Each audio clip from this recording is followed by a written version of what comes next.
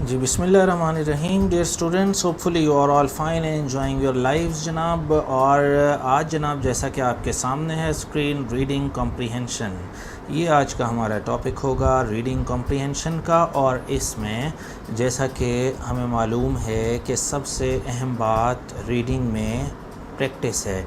वो इसलिए कि रीडिंग भी एक स्किल है लैंग्वेज की 4 स्किल्स आपको मालूम हैं, जिनमें सबसे पहले लिसनिंग, फिर स्पीकिंग, ठीक कहा आपने, और फिर रीडिंग एंड देन राइटिंग है। इसी को मद्देनज़र रखते हुए आज हम रीडिंग पर, क्योंकि हमारा बेसिकली जो सब्जेक्ट है वो है एडवांस रीडिंग एंड राइटिंग, तो फिर एकेडमिक रीडिंग और राइटिंग में हम रीडिंग पर आज फोकस करेंगे। और इसमें सबसे अहम है प्रैक्टिस। जैसा कि हमने कहा, skill is to be practised. Knowledge can be shared but skill is to be practised. Knowledge हम शेयर कर सकते हैं लेकिन प्रैक्टिस शेयर नहीं कर सकते। अगर एक शख्स ने पायलट बनना है तो उसे खुद जहाज़ उड़ाना पड़ेगा। हम नॉलेज तो शेयर कर सकते हैं कि ये उसका पैनल है, ये कंट्रोल पैनल है, ये बटन है टेक ऑफ का, इसको ऐसे हमने करना है मैनिपुलेट। लेकिन जब तक वो खुद नहीं करेगा, कितना भी नॉलेज देते रहें, उसे जहाज़ उड़ाना नहीं आ जाएगा। जहाज़ पर क्यों जाते हैं? आपने मोटर बाइक जिस तरह सीखी थी, आपको सब कुछ पहले थ्योरी बता दी जाए, गाड़ी की सब बता दी जाए, स्टीयरिंग है, ये हैंडल है, ये इसके 4 व्हील्स हैं, ये इस तरह वर्कआउट करते हैं। 2 साल भी हम पढ़ते रहें, गाड़ी चलानी नहीं आएगी, क्योंकि हमने नॉलेज शेयर किया है, हमने स्किल नहीं हासिल की। स्किल कब आएगी आपको? जब आप ख़ुद चलाना सीख जाएंगे, और बहुत जल्दी आ जाएगी। इसी को मद्देनज़र रखते हुए, इसी तमहीद के साथ आज जो पहला सेशन है रीडिंग कॉम्प्रिहेंशन का, उसमें हमने प्रैक्टिस को शामिल इसीलिए कर लिया ताकि आप पहले ही दर्जे पर पढ़ना सीख जाएं और आपका टेस्ट भी हो जाए कि हमें कितना अच्छा पढ़ना आता है। क्योंकि पढ़ने वाले स्टूडेंट्स को अगर पढ़ना ही नहीं आता, जो बहुत आगे पढ़ रहे हैं और जो अब तक पहुंच चुके, तो मेरा ख़्याल है कि वो किसी भी फ़ोरम पर, एकेडमिक के किसी भी फ़ोरम पर बहुत आगे नहीं जा सकते। इसकी एडिक्शन पैदा कीजिए। हैबिट तो बहुत छोटा वर्ड है रीडिंग के लिए, इसकी एडिक्शन पैदा कीजिए। बिल गेट्स अब भी 48 किताबें, 50 किताबें एक साल में पढ़ लेगा, हर हफ्ता एक किताब पढ़ेगा। जितने सक्सेसफुल लोगों की दास्तान पढ़ेंगे, उन्हें सबको पढ़ने की आदत है। जब तक पढ़ने की स्किल नहीं है आपके पास, आप बहुत आगे नहीं जा सकते। ये जहन नशीन कर लें इस बात को कि जब तक आप पढ़ेंगे नहीं, 2 चीज़ें जैसा मैं कहता हूँ कि आपका करियर बनाती हैं। एक वो 5 दोस्त जो आपके करीबी इर्द गिर्द के हैं, और दूसरी चीज़ किताबें आप कैसी पढ़ते हैं। किताबें पढ़ने से हमें सिर्फ़ और सिर्फ दूरी इसीलिए है कि हमें पढ़ना नहीं आता। अगर आपको पढ़ना आ जाए, जब कोई काम आए तो उसको करने का भी जी चाहता है। तो इसी को मद्देनज़र रखते हुए इस मेगा प्रोजेक्ट को, उसका पहला स्टेप आप आज से शुरू करें कि हम किस तरीके से अपनी रीडिंग स्किल्स को बेहतर कर सकते हैं।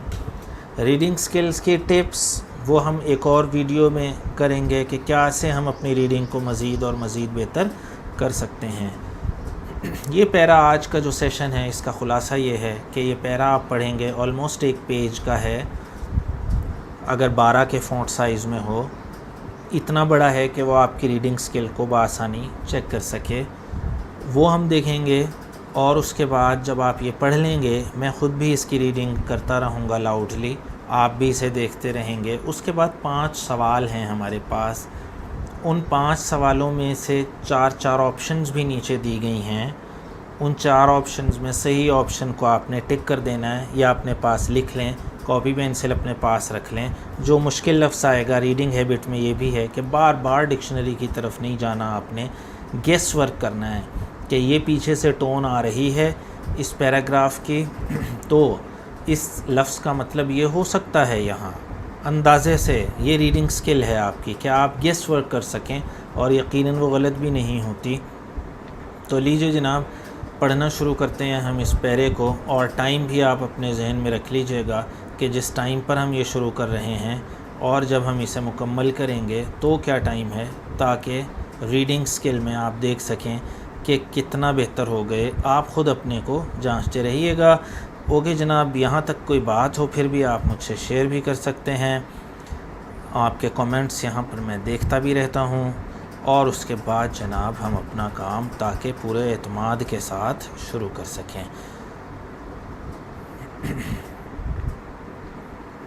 ओके जनाब, let's start. Philosophy of education is a label applied to the study of the purpose, process, nature and ideals of education। तर्जुमा मैं बिल्कुल नहीं कर रहा, अपनी रीडिंग हैबिट, अपनी कॉम्प्रिहेंशन चेक कीजिए, प्रैक्टिस है आप लोगों की। Philosophy of education is a label, यानी कि हमारा पूरा पैरा, ये मैं हिंट्स देता जा रहा हूँ, शुरू है फ़िलासफ़ी ऑफ एजुकेशन के बारे में होने जा रहा है। ये क्लियर कट बात हो गई, उसकी डेफिनेशन आ गई। फ़िलासफ़ी ऑफ एजुकेशन है क्या? Study of the purpose, process, nature and ideals of education. It can be considered a branch of both philosophy and education. Education can be defined as the teaching and learning of specific skills and the imparting of knowledge, judgment and wisdom, and is sometimes broader than the societal institutions of education we often speak of.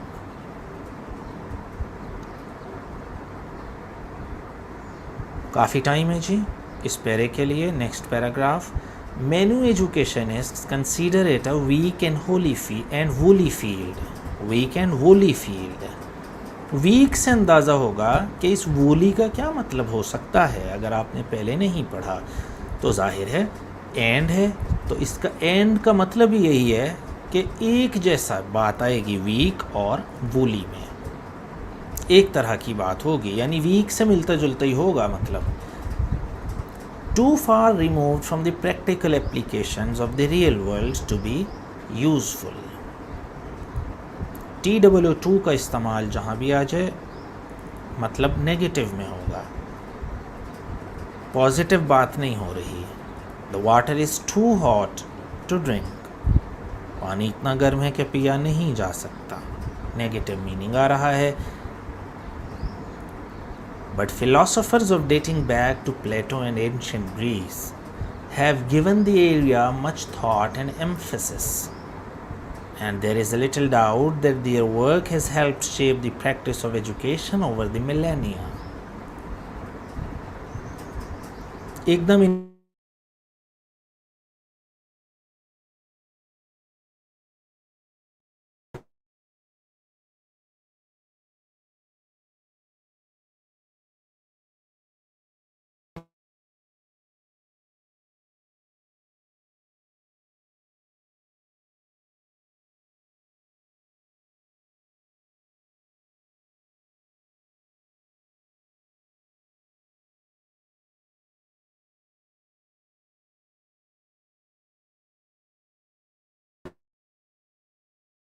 helped shape the practice of education over the millennia. Next paragraph देखें जी, जैसे हमने कहा था कि एकदम Greece का लाना अहम है, तो देखें जी ग्रीक फ़िलासफ़र्स की आमद शुरू हो गई अगले पैरे में। अब आपका टेम्पो बन रहा है इस पैराग्राफ का, मूड आप चेक कर रहे हैं कि क्या मूड है इस पैराग्राफ का। Plato is the earliest important educational thinker, and education is an essential element in the Republic. His most important work on philosophy and political theory written around 360 BC. अभी तक सिर्फ ये बात हुई है कि प्लेटो की सबसे अहम किताब क्या है। In it, इस किताब में he advocates some rather extreme methods, removing children from their mother's care and raising them as wards of the state. Very strange. Removing children from their mother's care and raising them as wards of the state, and differentiating children suitable to the various castes, the highest receiving the most education, so that they could act as guardians of the city and care for the less able. Reason भी आपने देख ली, क्यों वो चाहता था माओ से अलग करना बच्चों को, और वो स्टेट की प्रॉपर्टी चाहता था कि बच्चे बने। और एक अजीब बात यहाँ इसने की थी इसी में द रिपब्लिक में कि differentiating children suitable to the various castes, the highest receiving the most education, जो हाईएस्ट कास्ट के हैं वो मोस्ट एजुकेशन हासिल करें, so that they could act as guardians of the city and care for the less able. जहाँ कोई मुश्किल बात आएगी वहाँ सिर्फ हिंट्स दूंगा मैं। ही बिलीव्ड, ये है guided reading, he believed that education should be holistic, including, holistic का मतलब आपने जज करना है, including facts, education होनी चाहिए जिसमें facts, skills, physical discipline, music and art सब कुछ होना चाहिए। तो अब holistic का मतलब आपने गेस कर लिया कि education में सब कुछ आना चाहिए, holistic, complete package होना चाहिए education। कैसे जज किया आपने कि ये बातें इसने की, including fact, skills, physical discipline, music and art. तो आपको समझ आ गई कि होलिस्टिक का मतलब है भाई कि एजुकेशन मुकम्मल कैरेक्टर बिल्डिंग का नाम है। Plato believed that talent and intelligence is not distributed genetically. Talent and intelligence is not distributed genetically, and thus is be found in children born to all classes. Intelligence and talent can be found in all children born to all classes. Although जहाँ भी आएगा hint word है, क्या मतलब होगा कि कोई उलट बात है। यहाँ एक बात हुई है कि तमाम क्लासेस में हमें टैलेंट और इंटेलिजेंस मिल सकता है, ज़रूरी नहीं है कि अच्छी नस्ल के लोगों ही में ज़हानत हो।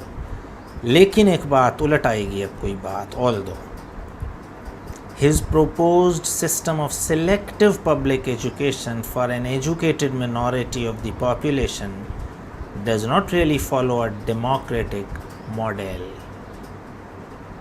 जो अपना मॉडल है इसका, वो जैसा कि हमने ऊपर देखा कि सिलेक्टेड फ्यू को एजुकेशन देनी चाहिए जो अपर क्लास के लोग हों, यानी जो जीन्स अच्छे हों। यानी यहाँ एक बात की है कि इंटेलिजेंस और टैलेंट सब में मिलता है, लेकिन ऑल्दो जो इसका प्रोपोज्ड सिस्टम है उसमें सबके लिए नहीं है एजुकेशन, वो डेमोक्रेटिक मॉडल नहीं है इसका अपना जो है। उलट बात आ गई। अब एक बात इसने की, अपनी ही बात का निगेशन आ गया यहाँ। ये था जी प्लेटो के बारे में पैराग्राफ। दोनों बातें हमारी सही हो रही हैं। शुरू में देखें हमने टेम्पो बनाने के लिए जल्दी से पढ़ा फ़िलासफ़ी ऑफ एजुकेशन के बारे में होगा, और नंबर 2 ग्रीक फ़िलासफ़र्स आन टपकेंगे। अभी इन दो के गिर्द पूरा हमारा जो भी रीडिंग है वो घूमेगी। तो ये आपने बनाना है टेम्पो पहले 1-2 पैराज में कि ये क्या हो सकता है पैरा। नेक्स्ट एरिस्टोटल, एक और ग्रीक फ़िलासफ़र आ गया जी एरिस्टोटल। प्लेटो की बात आ गई, अब एरिस्टोटल उसका शागिर्द। कंसीडर्ड ह्यूमन नेचर, उसका फ़िलासफ़ी ऑफ एजुकेशन आपने देख लिया, होलिस्टिक होना चाहिए जी। किन को देनी चाहिए? अपर क्लास के जीन्स वालों को एजुकेशन देनी चाहिए। अब Aristotle considered human nature, habit and reason to be equally important forces to be cultivated in education. Aristotle का पॉइंट ऑफ व्यू क्या है? Human nature, habit, reason to be equally important forces to be cultivated in education। Clear है? Reading comprehension में दूसरी बात, हम hints लेते जाएं साथ साथ। रीडिंग स्किल को बेहतर करने का एक ही तरीका है कि गेस्ट वर्क अपना बेहतर करें। एरिस्टोटल की बात हम कर रहे थे, ये क्या चाहता है एजुकेशन में? Human nature, habit and reason, logic, habit equally important है एजुकेशन में। The ultimate aim of which should be to produce good and virtuous citizens. Aristotle का पॉइंट ऑफ व्यू ये आ गया आपके सामने, produce good and virtuous citizens. हर तालीम का मकसद एरिस्टोटल के यहाँ ये है। He propose the teachers lead their students systematically and that repetition be used as a key tool to develop good habits. Repetition is also important in education. Unlike Socrates, unlike का इशारा आपको मालूम है, ये भी कंट्रास्ट को show करता है, उलट बात को। तो repetition be used as a key tool to develop good habits. Unlike Socrates' emphasis on questioning his listeners to bring out their own ideas. ये टीचर की ज़रूरत पैदा कर रहा है एरिस्टोटल, कि बार बार टीचर रिपीट करवाए स्टूडेंट्स को, पढ़ाए उन्हें, हैबिट्स प्रमोट करे। लेकिन Socrates' emphasis on questioning his listeners to bring out their own ideas. आप क्या चाहते हैं, pupil से पूछा जाए, disciple से। He emphasized the balancing of the theoretical and practical aspects of subjects taught, among which he explicitly mentions reading, writing, mathematics, music, physical education, literature, history, and a wide range of sciences, as well as play, which he also considered important. ये आपने 3 philosophers के point of view अब तक देख लिए। Point of views में क्या, पहले प्लेटो का, फिर अरिस्टोटल, और फिर इन दोनों का टीचर सॉक्रेटीज़, उसका पॉइंट ऑफ व्यू आपने देख लिया। एजुकेशन के बारे में तीनों ग्रेट ग्रीक फ़िलासफ़र्स हैं। पैरे की एंड की तरफ हैं हम। During the medieval period the idea of perennialism was first formulated by Saint Thomas Aquinas in his work De Magistro. नए फ़िलासफ़र आ गए मेडिवल पीरियड के, जिन्होंने पेरेनियलिज्म, पूरी एक फ़िलासफ़ी है एजुकेशन की, है क्या इसमें, उस पे बात करते हैं। पेरेनियलिज्म टर्म आ गई। Holds that one should teach those things deemed to be of everlasting importance to all people everywhere. Deemed, thought to be of everlasting importance to all people everywhere. Perennialism कह रही है, ये टर्म से ही जाहिर है, मतलब भी इसका ऐसा ही है। मीन्स यूनिवर्सल चीज़ें पढ़ानी चाहिए, everlasting importance, namely principles and reasoning, not just facts, which are apt to change over time. Facts may be changed time to time, but the things that are universal should be taught to the students. Everlasting importance to all people everywhere. From one corner, from North Pole to South Pole, they are important. They should be taught. And they include in that one should teach first about people. One should teach first about people, not machines or techniques. It was originally religious in nature, and it was only much later that a theory of secular perennialism developed. Okay जनाब, next point of view. During the Renaissance, the French skeptic Michel de Montaigne was one of the first to critically look at education. नए philosopher आ गए जी आपके सामने, 5वें अब तक के। पेरेनियलिज्म एक पूरी तहरीक, चौथी, और अब mountain. Unusually for his time, Montaigne was willing to question the conventional wisdom of the period. He challenged the conventional wisdom of the period, calling into question the whole edifice of educational system. He challenged the whole educational system of that time, of his times, 16th century, and the implicit assumption that university educated philosophers were necessarily wiser than uneducated farm workers. For example, university educated philosophers were necessarily wiser than uneducated farm workers. For example, लीजिए ये paragraph आपने पढ़ लिया, 5 point of views आपके सामने आ गए। सवालों की तरफ बढ़ते हैं, जवाब भी मैं आपको बताऊंगा। अपनी रीडिंग कॉम्प्रिहेंशन एक दफ़ा चेक कर लीजिए, कितना एक आप इस पैरे में से ले सके। आइए पहले सवाल की तरफ बढ़ते हैं। 4 ऑप्शन है नीचे इस सवाल की, ये चारों ऑप्शन यहाँ तक आप देख रहे हैं जी। नीचे जवाब है, वो जवाब भी मैं आपके लिए रिवील करूँगा। सवाल है, what is the difference between the approaches of Socrates and Aristotle. What is the difference, basic difference between the approaches of Socrates and Aristotle? ये सवाल है, लाजमी सवाल है CSS का, लाजमी सवाल है PMS का, लाजमी सवाल है आपके एकेडमिक रीडिंग एंड राइटिंग का। इतना अहम है ये रीडिंग कॉम्प्रिहेंशन, क्योंकि रीडिंग पे जैसे मैंने कहा सब कुछ बेस करता है। तो सादा सा सवाल है, सोक्रेटिस और एरिस्टोटल का डिफरेंस बताइए जी। Options: Aristotle felt the need for repetition to develop good habits in students. Socrates felt that students need to be constantly questioned. A option: Aristotle felt the need for rote learning. रट्टा लगाएं। Socrates emphasized on dialogic learning. B option यानी number 2, there was no difference दोनों में, अगर आप समझते हैं। या Aristotle emphasized on the importance of paying attention to human nature. Socrates emphasized upon science. जवाब आप दे दें जी जल्दी से कमेंट बॉक्स में, और फिर मैं इसे रिवील करता हूँ। जवाब जो सबसे पहले आएगा सिर्फ वो मेंशनेबल होगा, बाकियों के बेशक सही या गलत कोई फ़र्क नहीं पड़ता। ऑप्शन 1 आ गया जी ज़ुबैर बलोच की तरफ से। लेट्स सी जी, लेट मी रिवील जी कि क्या है जवाब। तो इसे करते हैं हम ओपन, और ये लें जी जवाब हम ओपन कर देते हैं। ये जवाब आपका आ गया। The first option is correct. Well done Zubair. Their approaches were different and this difference is quite explicitly explained in the 4th paragraph. The first option is correct, ये जवाब है जनाब। Second question: why do educationists consider philosophy a weak and woolly field? Why do educationists consider philosophy a weak and woolly field? It is not practically applicable, इसलिए woolly या weak subject समझते हैं philosophy को।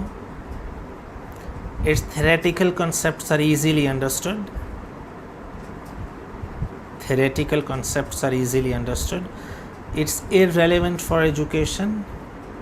None of the above. जवाब आप paste करें जी जल्दी से, लिखें, टाइप करें।